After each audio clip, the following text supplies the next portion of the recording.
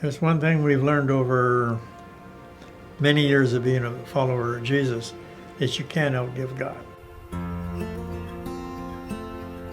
Hi, I'm Louis Van Steenkes. This is my wife, Elda. We've been coming to Rose Church for about a year and a half now. When we first came to Rose Church, we heard Pastor Mark preaching that Jesus is the church. You know, if we love Jesus, we should love the church.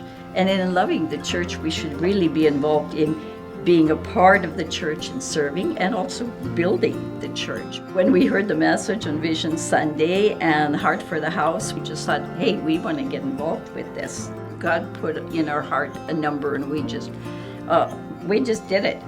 And last year we had gone on this long trip. We had a roof to repair. We had appliances that broke. We had 2 grandkids living with us. How in the world can we even afford, even giving our tithes? Sometimes it was tight. But honestly, it was so easy because we go to the bank and we don't know even where that money came from. It was always just there. I've noticed a much deeper commitment in our devotion times, which leads you on to serving and giving of time, resources. It's been impactful, and people getting saved, it's so exciting. Getting filled with the Spirit, praise nights, amazing.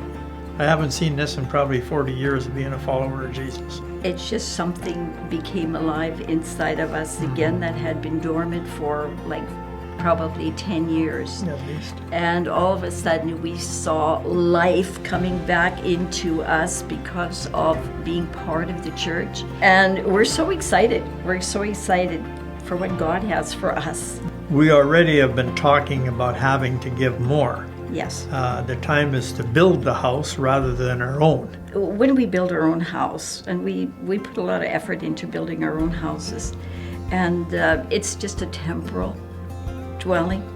But when we see the heart of God and we understand the principles of giving, we know that we're putting something into that's permanent. You can say we want to leave a legacy. Yes, we do.